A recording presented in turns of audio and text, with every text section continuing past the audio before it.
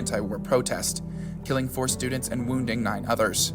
The tragedy sparked nationwide outrage, leading to protests that shut down hundreds of colleges and universities. The events unfolded over several days.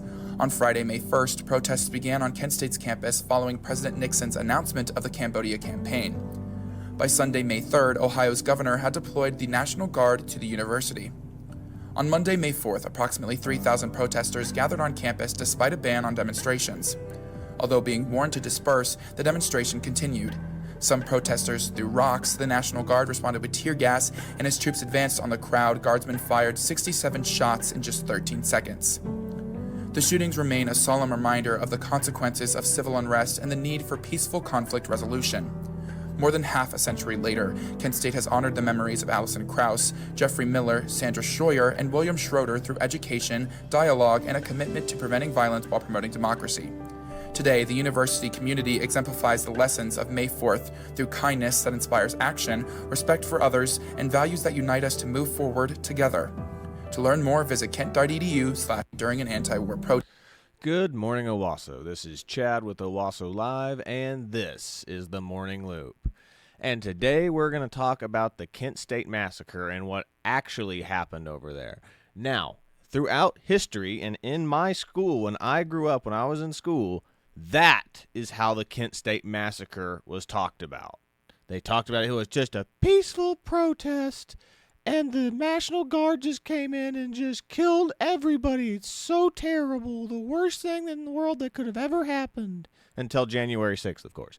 But if you go in and actually look this stuff up, because the only reason I even thought about this was because I saw an interview with a guy talking about his experience, because he was one of the students that was actually there that happened to. So what I did is I was like, I wanted to look more into this, because he said something in his interview that piqued my interest, and I was like, wait, what? I never heard that. And it turned out that he goes, yeah, we had been protesting for 3 or 4 days, and the media lied about everything. The media lied about everything that happened. But then I keyed in on one thing. He goes, yeah, the only thing that happened was we burned down they burned down, he said they, not he, but he said that they burnt down the ROTC building on the college. And you're just like, and I just literally froze. I was like, wait, what? He goes, they burnt down the ROTC building on campus. So that piqued my interest, so I wanted to look more into this, and I was like, I've never heard of that. The way we always hear it talked about is how that little video that I started out with talked about it. It's like, hey, there was just a peaceful protest, and the National Guard came in, and they escalated the situation, and they shot people. That's how it was taught in school, because schools are taught through a liberal agenda. Never heard anything about the fact that they burnt down an entire building on campus. That's for sure.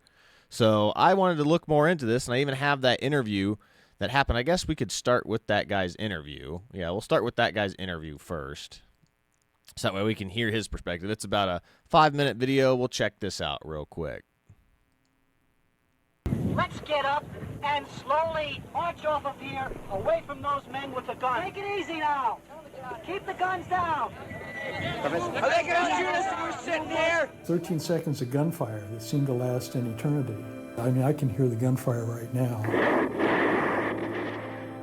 I just couldn't conceive of them firing weapons. Nobody thought that something like that was going to happen. If you don't disperse right now, they're going to move in. Would you please listen to me? Jesus Christ, I don't want to be a part of this. I know exactly where I was in every single one of these pictures. And this is probably the picture that best illustrates where I was. And so I was right here when all the shootings took place. My name is Doug Guthrie, and I was a student at Kent State University in 1970. We're afraid of democracy. There's a crisis on in the country about democracy. It was at the height of the Vietnam War, and I was a student protester. April 30th was a turning point in the protest movement. Good evening, my fellow Americans. President Nixon announced that they were expanding the Vietnam War into Cambodia. I have concluded that the time has come for action. That was so upsetting and disturbing at the time that really activated many people. That Saturday evolved into later on protests at the ROTC building, and those protests resulted in the building being set on fire. As a result of that, that evolved into the National Guard being drawn into the community. On Sunday, they were there in full force. No kidding. Resulted in burning down of a building. He just kind of glances over that. Just like, never heard about that when I was growing up as a kid. That was never mentioned once while I was being taught about the Kent State Massacre in schools. It's like, oh, it's just a peaceful protest. Just a peaceful protest. Like, you burnt down a building. This is like Summer of Love crap we're talking about right here.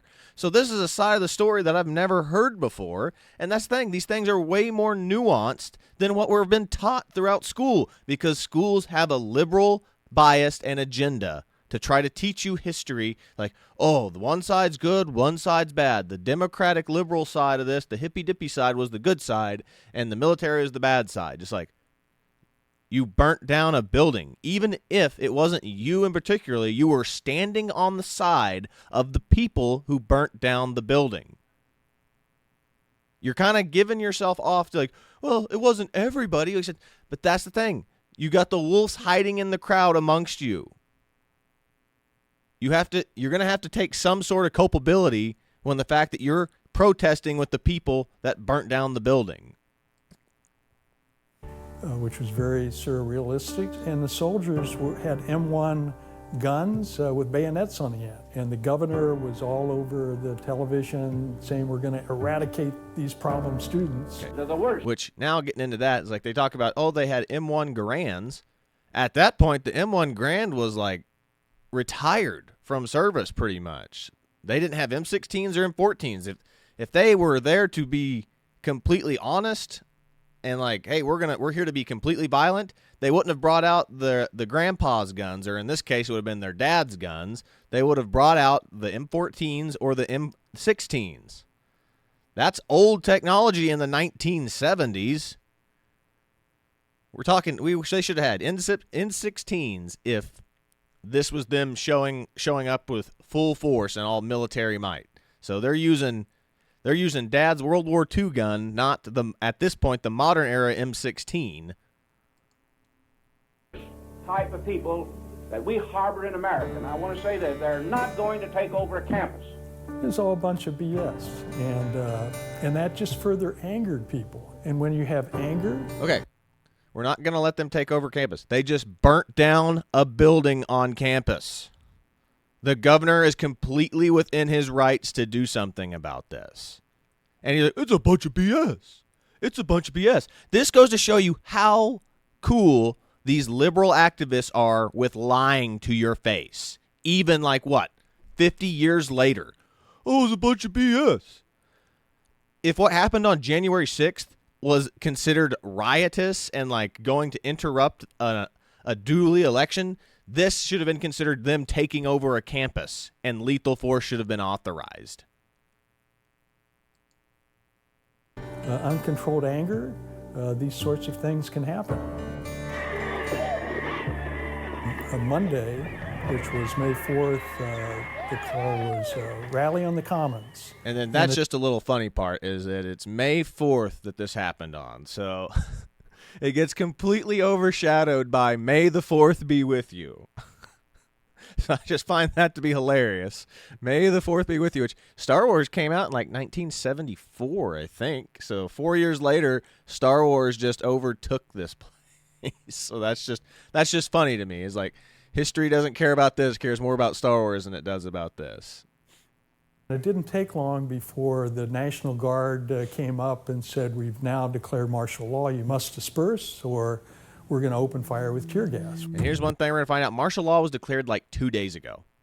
So they're breaking a civil code. And two, not to mention that, and I'm not sure how student handbooks were back in the day, but You have a student handbook that I was given when I went to college that said you're not allowed to break these rules or you can be subject to being kicked out of university. I am sure if they had those student handbooks back in the day, burning down a building would be getting classified as you getting kicked out of the university. So it goes to show you how weak and limp-wristed the university staffs were even back then. Like the deans or whoever's in charge of the colleges were like, oh, you burnt down a building? You're fine. You kids are fine. You're completely justified in your actions. That is liberal progressivism that allows people to be violent. And you're like, well, we didn't know they were going to do that. Like, this is problem with liberalism, is it forgives these activist folks like this guy that are a part of these things. And even if they didn't do the violence, you're standing next to the people who are committing the violence. You are with them, whether you like it or not. You are standing with them. Leave this area immediately. Which is exactly what they did within 5 minutes. So they forced us up over the hill, out of the common area, and then before you knew it, opened fire. Everybody turned around and ran, myself included, dove to the ground, and then I started hearing moans. One guy next to me said, I've been shot. And that's when, excuse me, I told you, I get emotional when I talk about this because it's a difficult situation. I walked a few feet to the parking lot where I found my friend Sandy lying in a pool of blood. She had been shot in the neck and, with an M1 rifle, which is hollow tip bullets, and so it does a lot of damage and destruction.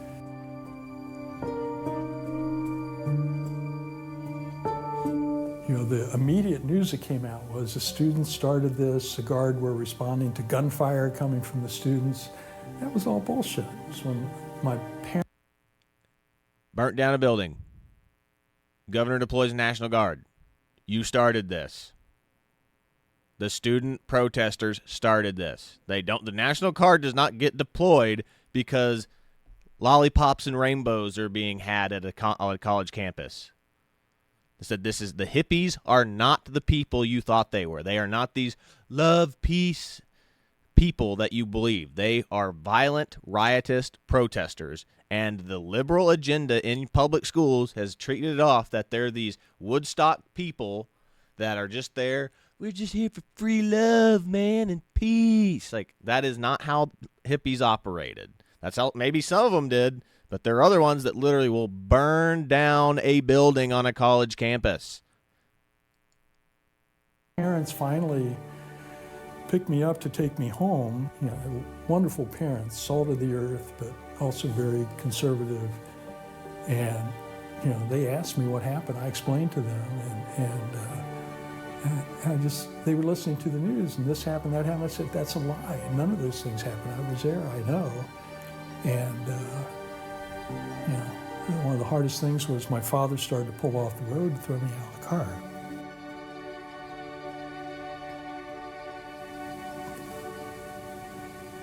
Yeah, that was hard to take. His dad was probably in the right at this point because he's ignoring the fact, again, that they burnt down a building and were throwing rocks at the National Guard. Like, a rock can kill you with enough force, can severely injure you, give you at least a concussion, can take out an eye. I mean, I would literally Googled pictures of people getting hit in the face with rocks, and I can't even show it because YouTube would censor this video because of how, bloodied up some people's faces are from how bad they can be. Just blood spewing everywhere. What triggered my letter to the editor of the LA Times is I have a son who's a senior in college in the UC system, and he called me experiencing all the sort of anger and unrest, and he had friends who had been tear gassed, and it just really, it reminded me of all the things I went through at basically the same age. And you would think after over 50 years a piece of history at Kent State that people would respond differently and better and to incidents like this. And they have to know that violence just begets more violence. Hopefully some real positives can come out of these current protest movement. Maybe this will help cause some hard decisions to be made and get on a path to resolving this conflict. Stupid. Absolutely stupid. Like, again, even the rioters now are burning stuff down and looting. The National Guard is a response to that. It is not. That is not what's going on here. So they're just pretending like this is the case. So let's check this out. Have this pulled up from Wikipedia, which we all know Wikipedia has a very liberal or left-wing bias here. So the Kent State shooting, also known as the Kent State Massacre, on May 4th, or the May 4th Massacre, or May the 4th be with you, as we call it now. The killing of 4 and wounding 9 unarmed college students by the Ohio National Guard on Kent State University campus in Kent, Ohio, United States. The shooting took place on May 4th, 1970, during a rally opposing the expanding involvement of the Vietnam War into Cambodia by the United States military force, as well as the National Guard presence on the campus and the draft. Okay. Now, let's also talk about this here, about going into Cambodia. The North Vietnamese Army was using neighboring countries to attack and to go in, and then to come back into Vietnam to attack American units. That is literally us, because we're not allowed. We're not in a conflict or in a war with Cambodia, so we're not allowed to send troops into Cambodia. So we are literally hamstringing ourselves, and the NVA weren't. They can go off into another country, come back in. But if we did that, it's like us declaring war on that nation. We're not at war with that nation, so we can't go in there. That is why he opened that expansion. Like I said, we were literally playing a war game with one hand tied behind our back. They're doing things that we can't do due to being hamstrung by whether NATO agreements, peace talks, whatever. But that's why he opened that up. We're literally, if your enemy can do something that you're not allowed to do, by God, and they're going to do it. That's the problem that was with the Vietnam War, was that we were fighting a war with our hands tied behind our backs. And that is literally proof of it. All right. 28 National Guardsmen fired about 67 rounds over 13 seconds, killing 4 students and wounding 9 others, one of whom was sustained permanent paralysis. Students Alice Krause, 19, Jeffrey Miller, 20, Sandra Lee Shire, 20, died at the scene, while William Schroeder, 19, was pronounced dead at Robinson Memorial Hospital in nearby Ravenna shortly afterwards. Krause and Miller were among more than 300 students who gathered to protest the expansion of the Cambodia campaign, which Richard Nixon had announced on April 30th television address. Shire and Schroeder were in the crowd of several hundreds who had been observing the proceedings more than 300 feet from the firing line, and most observers, they watched the protest during the break between their classes. The shootings triggered immediate and massive outrage on campus around the country. It increased participation in student strike that began on May 1st. Ultimately, more than 4 million students participated in organized walkouts at hundreds of universities, colleges, and high schools. The shootings and the strikes affected public opinion and at an already socially contentious time over the role of the United States in the Vietnam War. 8 of the shooters were charged with depriving the students of their civil rights, but were acquitted in a bench trial. The trial judge stated it is vital that the state and the National Guard officials not regard this decision as authorizing or approving the use of force against demonstrators, whatever the occasion involved, issues involved. Such use of force is and was deplorable. The background. So which this is just talking about the Vietnam War. President John F. Kennedy increased U.S. involvement in the Vietnam War. And again, everyone who loves President Kennedy, loves to talk about President Kennedy. President Kennedy is the one that put us into the Vietnam War. He is the one who sent troops over there. Like, I have always heard people arguing, oh, it was because of Republicans doing this, and that. Like, it was John F. Kennedy that did this. And again, I approve it because he was trying to stop the expansion of communism. This is back when Democrats actually tried to fight against communism versus what they do now is they just try to get communism approved everywhere with like Bernie Sanders and AOC socialist types. All right, blah, blah, blah, blah, blah, blah, blah. We can ignore the whole Vietnam stuff because we know what goes on in Vietnam. Okay, here we go. Kent State protest activity from 1966 to 1970. During 1966 homecoming parade, protesters walked dressed in military paraphernalia with gas masks. In the fall of 1968, the students of the Democratic Society, the SDS, and Black United Students staged a sit-in to protest police recruiters on campus. 250 black students walked off campus in a successful amnesty bid for protesters. On April 1st, 1969, SDS members attempted to enter an administration building with a list of demands where they clashed with the police. In response, the university revoked Kent State SDS charter. On April 16th, a disciplinary hearing involving 2 protesters resulted in a confrontation between supporters and the opponents of SDS. The Ohio State Patrol, Highway Patrol, was called and 58 people were arrested. 4 SDS leaders spent 6 months in prison due to the incident. So there is clearly violence going on if they spent 6 months in prison. And the liberals don't tell you this part of the thing. Your teachers do not tell you this part or this side of the story.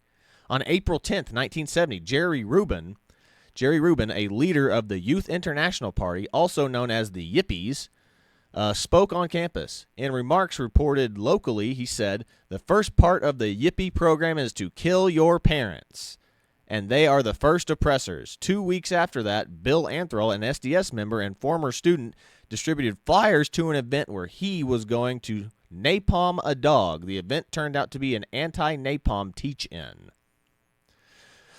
So, very, very peaceful sounding, events.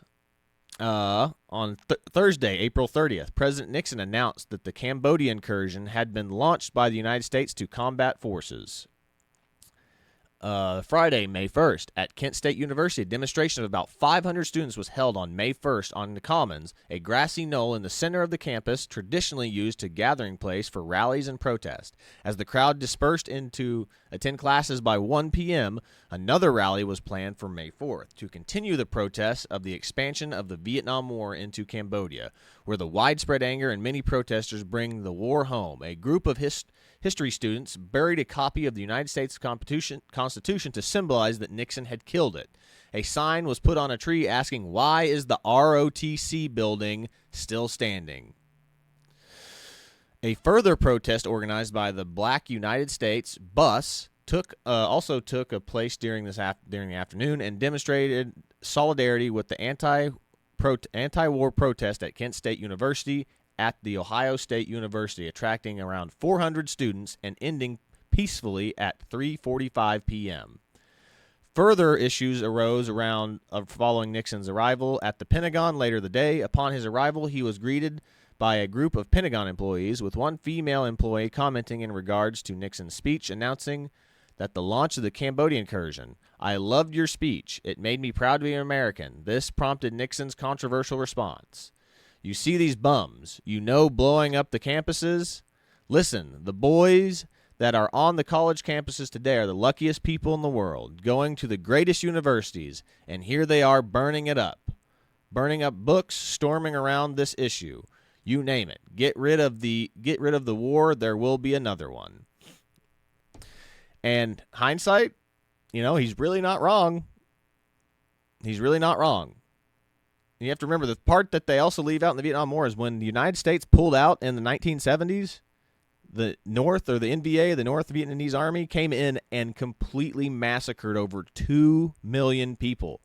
That's a part of the story that they kind of leave out in the history books because they're like, yeah, we won, the peaceful hippies, we got America out of Vietnam. Forgetting the fact that the NVA came in and massacred 2 million of their southern brethren right away. So, yeah. Forget these little details. They always love to leave out the little sad little details that don't tell the narrative in their way, that's for sure. And 2, he was absolutely correct.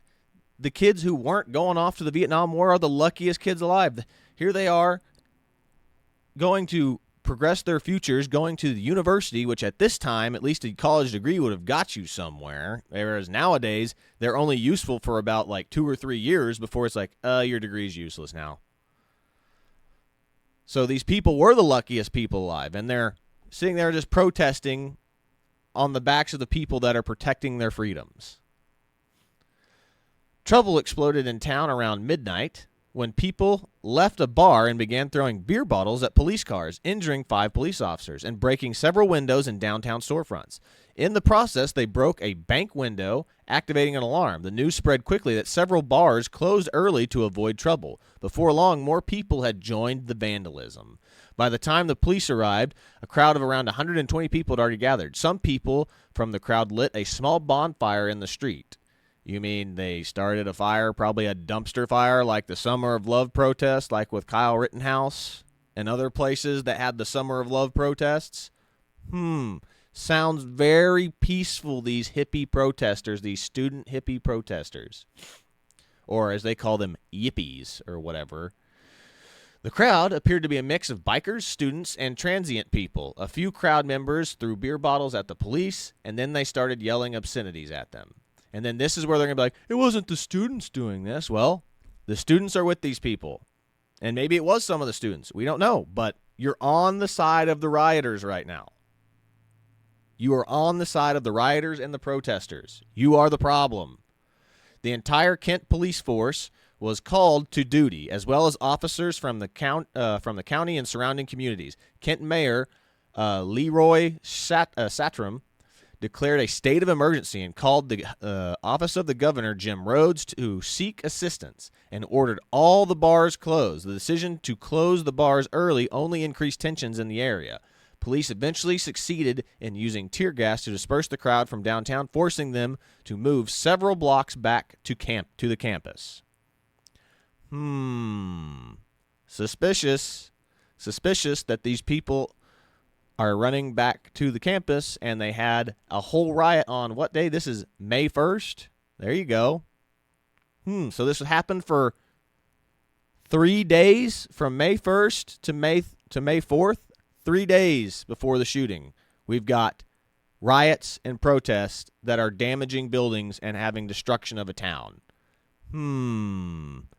Interesting. Never heard this part of the story before. All my teachers and progressive activist folks that talk about this crap.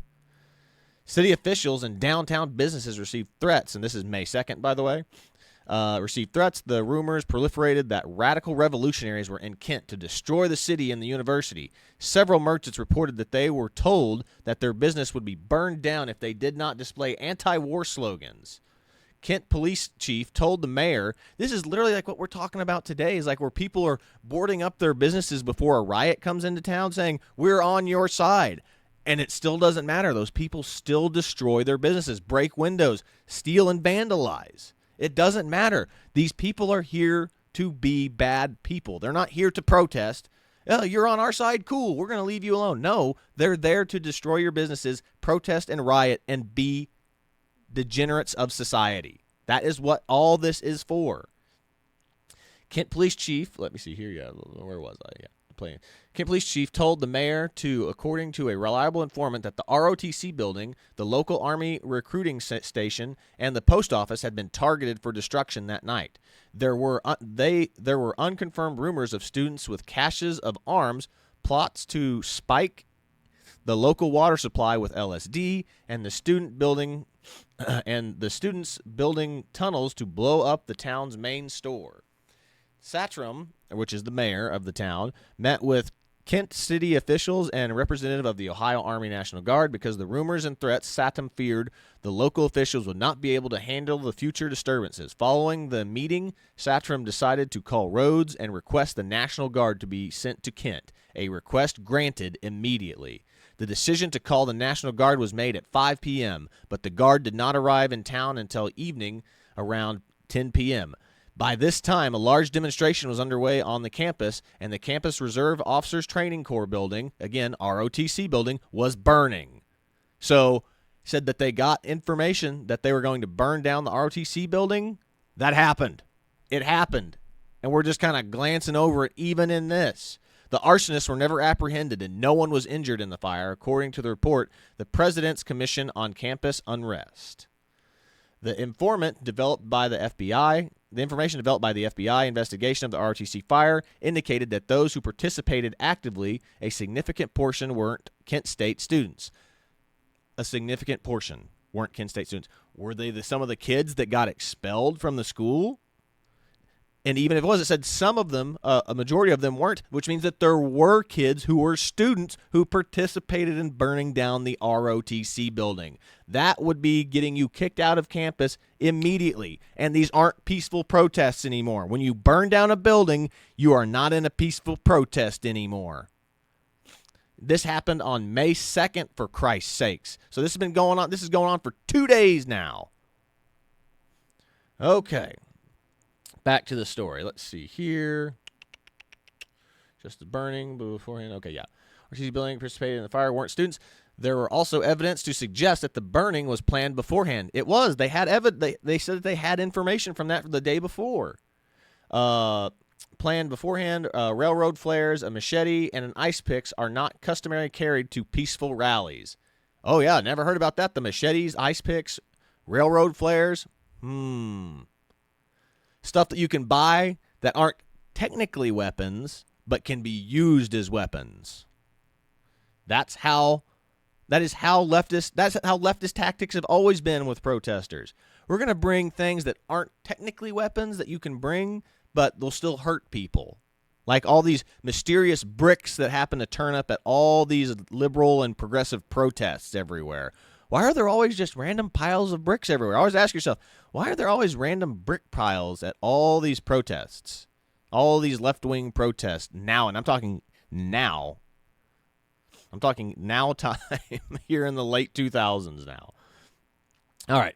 There were reports that some Kent firemen and police officers were struck by rocks and other objects while attempting to extinguish the blaze. Several fire engine companies had to be called because the protesters carried the fire hose into the commons and slashed it. Wow. Actively trying to prevent firefighters from putting out a fire. Does that sound peaceful to you? The National Guard made numerous arrests, for curfew violations and used tear gas. At least one student was wounded with a bayonet. Sunday, May 3rd. So day 3 into this awesome riot and protest happening on Kent State and the town. During the press conference at the Kent Firehouse, a emotional Governor Rhodes pounded on the desk, which can be heard in the recording speech. He called the student protesters un-American, referring to them as revolutionaries setting on destroying higher education in Ohio. We've seen here that at the city of Kent, especially probably the most vicious form of campus-oriented violence yet perpetrated by dissident groups. They make definitive plans of burning, destroying, and throwing rocks at police and the National Guard and Highway Patrol. This is when we are going to use every part of the law enforcement agencies of Ohio to drive them out of Kent. We are going to eradicate the problem. We are not going to treat the symptoms, and these people just move from campus to another to terrorize the community. They're worse than brown shirts. The communist element and also the night riders and vigilantes were the worst type of people that we harbor in America. Now I want to say this. They are going to take over the campus. I think that we are up against the strongest, well-trained militant revolutionary group I have ever assembled in America. I mean, at that point, yeah, riots have been going on for at least 2 days from May 1st to May 2nd and possibly now on May 3rd. So he's probably not wrong at this point. So let's check this out. Rhodes claimed that he would obtain a court order declaring a state of emergency and ban further demonstrations, and given the impression that the situation was akin to martial law he had declared. However, he never attempted to obtain such an order. During the next day, some students came to downtown Kent to help with the cleanup efforts. After rioting actions are met with mixed reactions from local businesses. Mayor Satram, under pressure from frightened citizens, ordered a curfew until further notice. Around 8 p.m., another rally was held on campus, on the campus commons. And by 8:45 p.m., the guardsmen used tear gas to disperse the crowd, and the students reassembled in the intersection of Lincoln and Main, holding a sit-in with the hopes of gaining a meeting with Mayor Satram and the university president, Robert Wright. At 11 p.m., the guard announced that the curfew had gone into effect and began forcing students back into their dorms. A few students were bayoneted by guardsmen. Okay, what's this from? Let's see here. And you don't just get bayoneted for being peaceful. So they had to have been actively attacking or doing something to where they get bayoneted. Because you're not just, National Guard is not just going to stab you out of nowhere. You have to be doing something violent. And here we go. We're on Monday, May 4th. On Monday, May 4th, a protest was scheduled to be held at noon. As planned 3 days earlier, the university officials attempted to ban the gathering, handing out 1,200 leaflets stating that the event was canceled. Despite efforts, an estimate of 2,000 people gathered on the university commons near Taylor Hall. The protest began with ringing of the campus iron victory bell, which was historically used to signal victories in the football games, to mark the beginning of the rally, and the first protesters began to speak. According to most estimates, some 200 to 300 protesters gathered around Victory Bell in the Commons, with 1,000 more gathered on the hill behind the first crowd. The crowd was largely made up of students enrolled at the university, with a few non-students, that Kent State dropouts and high school students also present. The crowd appeared leaderless and was initially peaceful and relatively quiet. One person made a short speech, and some protesters carried flags. Orders to disperse. Companies A and C of the 145th Infantry, Troop G of the 217th Armored Cavalry of the Ohio Army National Guard. The units on the campus ground were under the command of Brigadier General Robert Canterbury, attempted to disperse the students, and the legality of the order to disperse was debated during a subsequent wrongful death and injury. On the appeal of the United States Court of Appeals for the Sixth Circuit ruled that authorities did indeed have the right to disperse the crowd. Who would have guessed? About noon, the National Guard obtained a bullhorn from the University Police Department and used it to order the crowd to disperse. However, the announcement was too faint to hear, as it elicited no response from the crowd. Campus patrolman Harold Rice accompanied 3 guardsmen and then approached the crowd in a National Guard Jeep, again using the bullhorn, and ordered the students to disperse.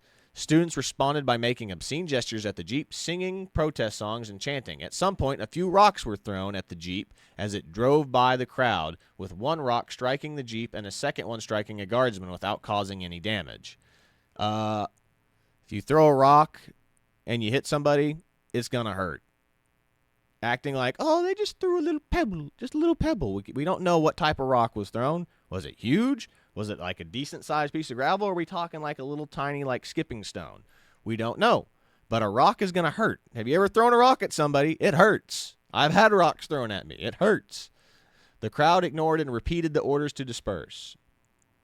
All right. First attempt to disperse the crowd with tear gas. After the crowd failed to follow the orders to disperse, grenadiers were ordered to fire tear gas from the M79 grenade launchers, but the canisters fell short, managing only to make protesters retreat somewhat from their previous positions. The tear gas was also made ineffective by the wind.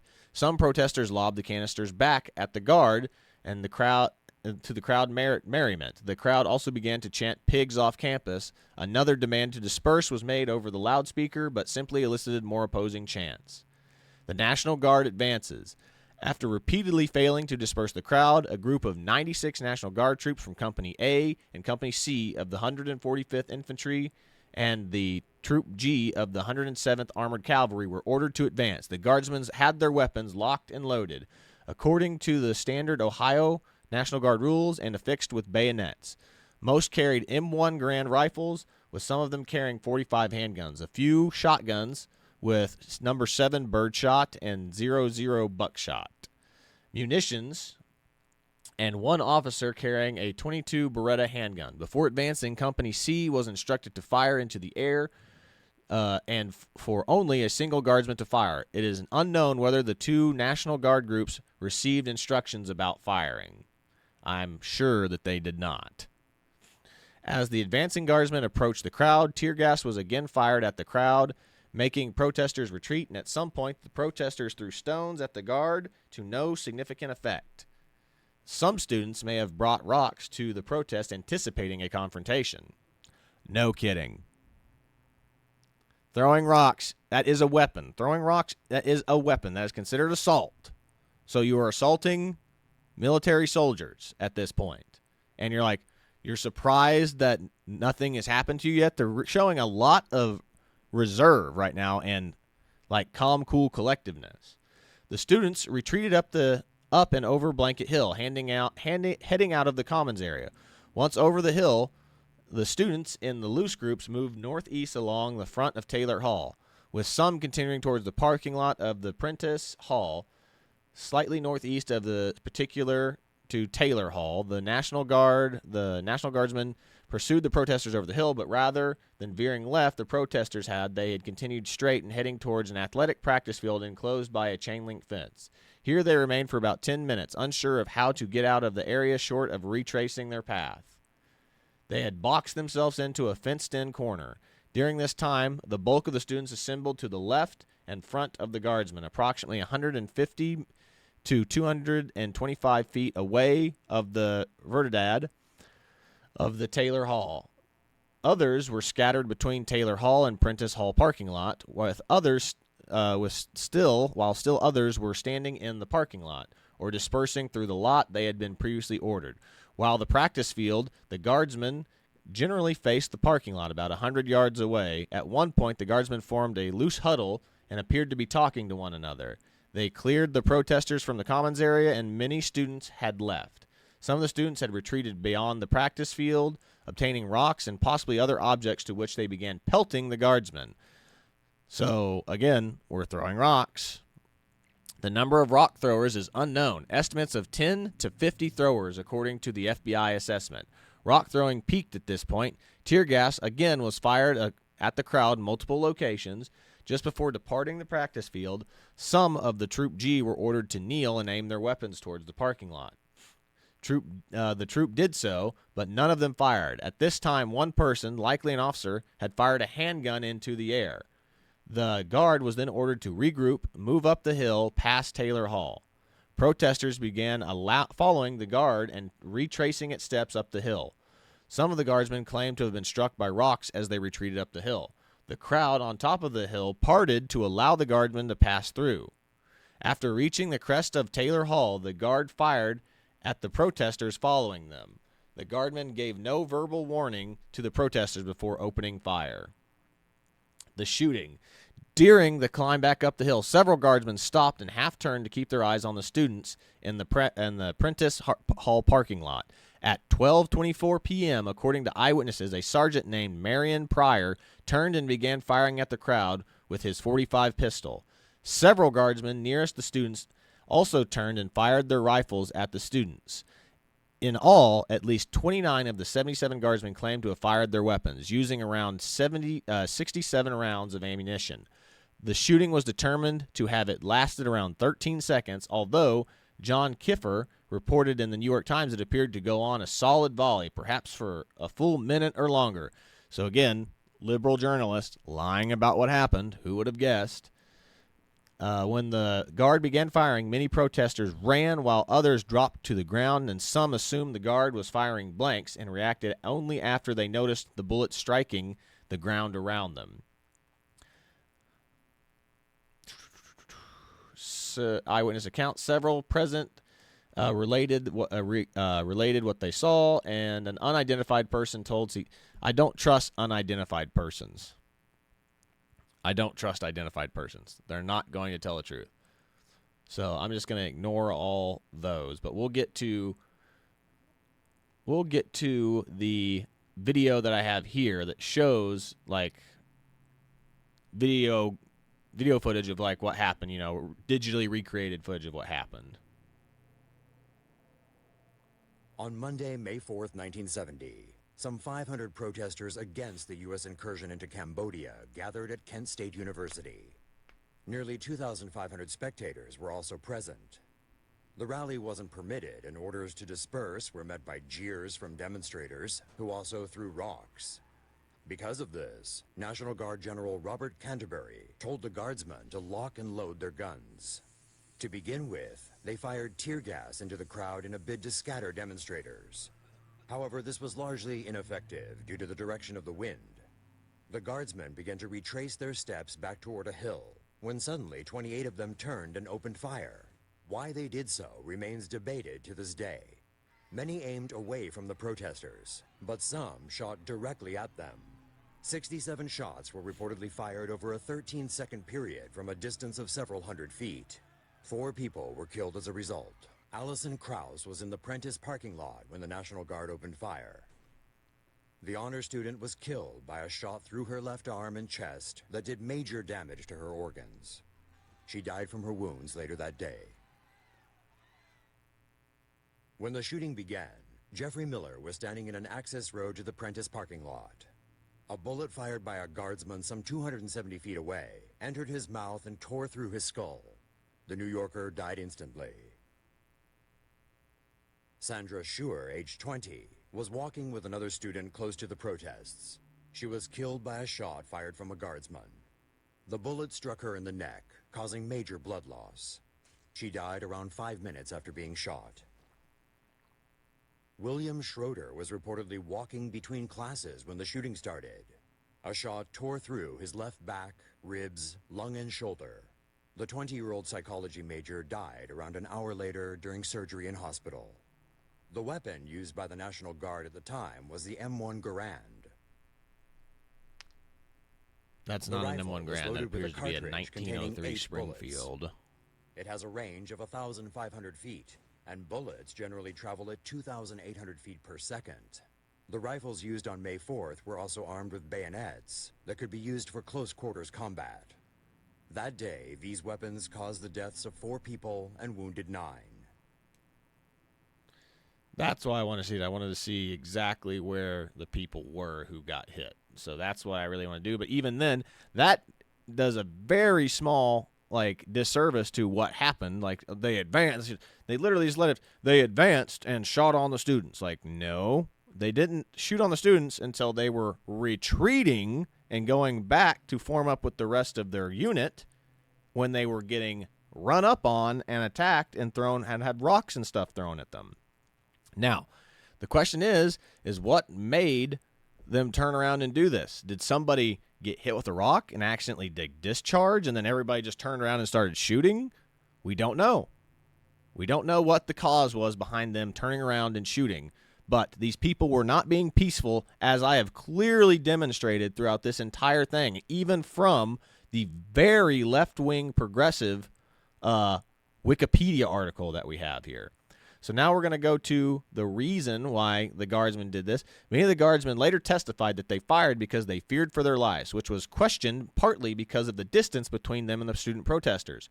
Okay, they had turned around, were walking away, and they were being pursued by students, aggressive students that were throwing rocks at them and other objects.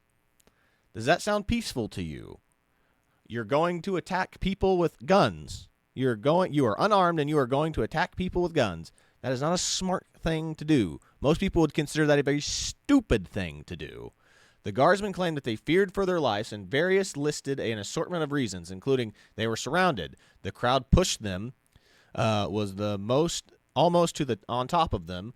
The protesters charged them for or advancing on them in a threatening manner. The sky was black with stones, and a sniper fired at them. Some listed a combination of multiple reasons, such as some gave no explanation to why, as they believed that their lives were in danger. Most guardsmen that fired said that they did so because they heard others fire or assumed an order to fire in the air had been given, and did not claim that they felt in danger. There were no orders to fire, and no guardsman requested permission, though several guardsmen later claimed that they heard some sort of command to fire. Some guardsmen, including some who claimed that their lives were in danger, had their backs turned to the protesters when the firing broke out. No guardsmen claimed to have been hit by rocks immediately before firing, and the guardsmen were not surrounded. The FBI determined that at least 2 guardsmen who denied firing likely lied and had fired, and that there was reason to believe that the guardsmen claims fear of their lives were fabricated after the event. The adjutant general of Ohio Army National Guard told reporters that the sniper had fired on the guardsmen. 11 of the 76 guardsmen at the Taylor Hall claimed that they were under sniper fire or some sort of gunfire just before the guardsmen began shooting. Subsequent FBI investigation concluded that the guard was not under fire and that the guardsmen fired the first shots. The Time later wrote that triggers were not pulled accidentally at Kent State. The president of Commission on the Campus Unrest avoided probing why the shooting happened. Instead, it harshly criticized both protesters and guardsmen, but concluded the indiscriminate firing of rifles into the crowd of students and the deaths that had followed were unnecessary, unwarranted, and inexcusable. Yeah. And this is the reason why people just let riots happen now, because they don't want another situation like this to happen again. Like I said, the police have literally been hamstrung. Police and guard have been hamstrung by this event. This event will live in infamy for the rest of the days, for the rest of our days now. And from what I've just read, these were not peaceful protests. Remember, a fire. They burnt down an entire building on this campus, and we're playing that off like nothing happened. They burnt down an entire building on campus. That's why the National Guard was there. The National Guard did not just show up because there was a bunch of peaceful hippie protesters protesting. There is culpability of the people standing beside protesters that were there to burn down buildings and riot and be violent. When you are standing next to people around you that are being violent, you're going to be assumed that you're a part of that group. It sucks. But that's why you don't protest with violent protesters. And this is just how history repeats. Like I said, literally, how that video opened was like, oh, they advanced and they fired on these poor people. Because the liberal left lies about this and just goes, these were just firing on students. This is just the culpability of the conservative government doing stuff like this. Like, this is how history remembers this. This is a scene from The Watchmen. This is how liberals view what happened at Kent State right here.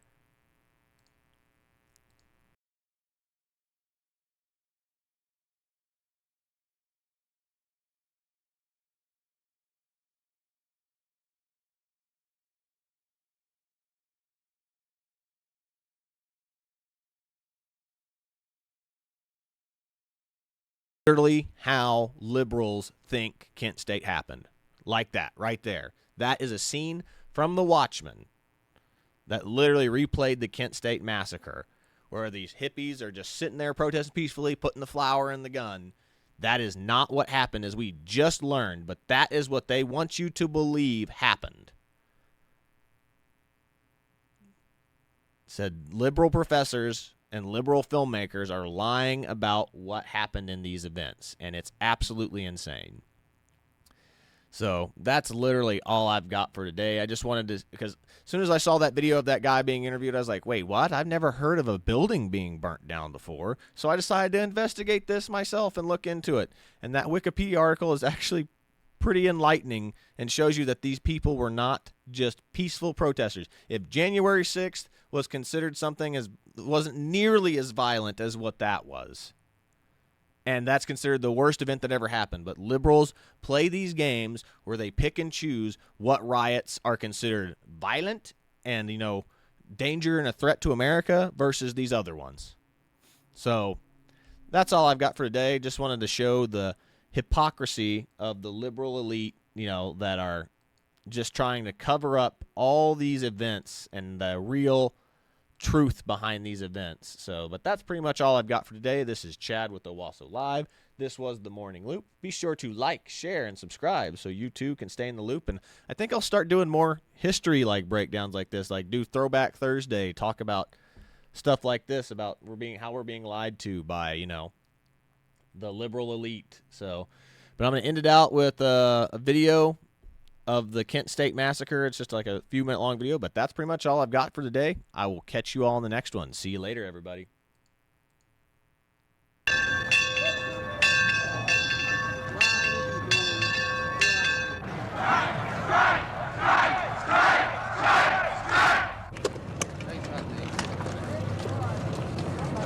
Tear gas first started down the commons, then the guard moved up on both sides of Taylor Hall and forced the kids off the commons.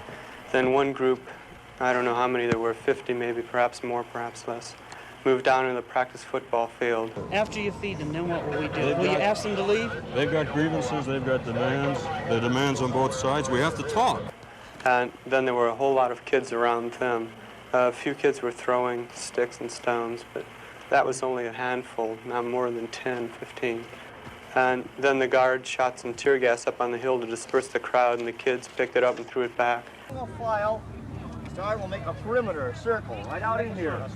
From the right, you move out. You start a big circle around here. You don't talk during a state of emergency, Mike. You know that. Look, Come on. I'm sorry, but we'll I don't talk want as people soon as shot. we get this I don't settled want down. people shot on this campus, just as a citizen of this campus. Who wants people All shot? right, but they're sitting quietly. Okay, will you ask them to leave? This area immediately. Leave this area immediately. And all of a sudden I heard the shooting.